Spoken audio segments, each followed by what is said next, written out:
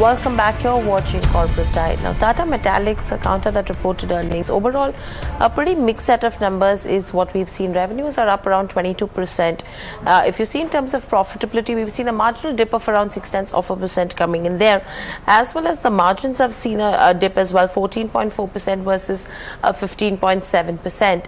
The stock is down almost 4.5% in trade. The other income has been significantly lower, and it's the ductile iron pipe business that has seen a dip with regards to revenues as well. However, a strong growth with regards to pig iron, up around 33%. In fact, post the Q4 numbers as well, the management had indicated that they were continuing to pursue debottlenecking as well, and this was to further improve their utilizations as well, and they were expecting a 5% improvement with regards to where utilizations were concerned. Now, pig iron prices, that was a booster last time around. Now, whether this has worked this time around or not will be something we will try getting from the management as well. Even raw material prices in the fourth quarter were at peak, affecting margins. Probably similar is the scenario that we've seen this time around as well, and that's the reason why there has been a dip with regards to the margin profile as well.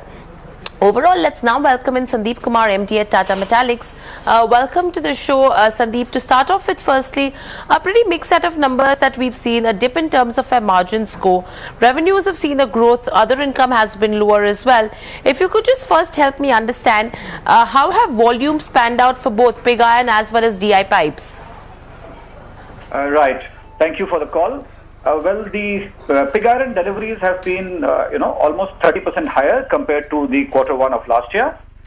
And the ductile iron pipe business has been more or less flat, but we must understand that in quarter one last year, this was just before the GST was implemented. And therefore, there was a rush for the project owners to kind of pick up material. So it was an unusual quarter that way. So we did about 49,000 tons of deliveries in quarter one last year, and this year we have done 47,000 in this quarter. So it's been, I would say it's been a reasonably good performance. It's been more than our expectation. And pig iron, of course, has done much better because the market has been really bored by the raw material prices and the increase in sentiment of iron and steel in general. Right. So, Sandeep, if you could just help me understand, how has been the capacity utilization with regards to ductile iron pipes? Yeah, so both pig iron and ductile iron have been at 100% capacity utilization. The prices have been good. The volumes is where we have got a bit impacted because of one of our furnaces being, having to on a shutdown. And even last year with the shutdown that we had taken, it extended into this year, so we lost about 4 days there. Otherwise, the volumes would have been still better. Okay.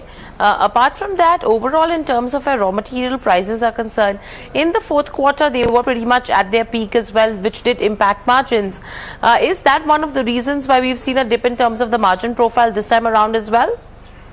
No, the margins have actually improved. If you look at it, the EBITDA margins have grown by about 10%.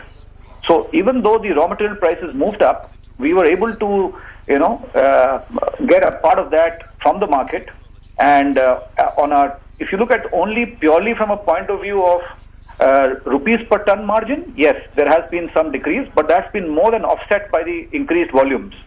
So therefore, an overall EBITDA increase of 10% from 60 crores to 67 crores is what you see. Right. Apart from that, in terms of the PCI unit, is the commissioning on track for the fourth quarter? Yes, absolutely. So okay. That's going on. In fact, it should be ahead of stream. In fact, we had a slightly unfortunate incident. One of our, key equipments coming in, through the ship that got fire and caught the imagination of Eastern India media last month. So some of the equipment was there, so we reordered. So there's a bit of a maybe 2 weeks, 3 weeks delay compared to our, earlier plan, but it's well within the schedule. So there's no problem as such. Right. And what's the kind of cost save that we will see once it comes into commissioning? So on an annual basis, we can, depending on how much coal you can inject, but a benefit of 30 to 40 crores can be easily achieved. Right. And in terms of the capacity utilization being at 100% in terms of both ductile iron pipes as well as pig iron, is there a possibility of another expansion that could be on the annual to increase capacity?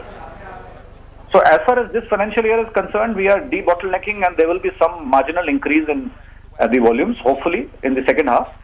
That's what we are trying to do.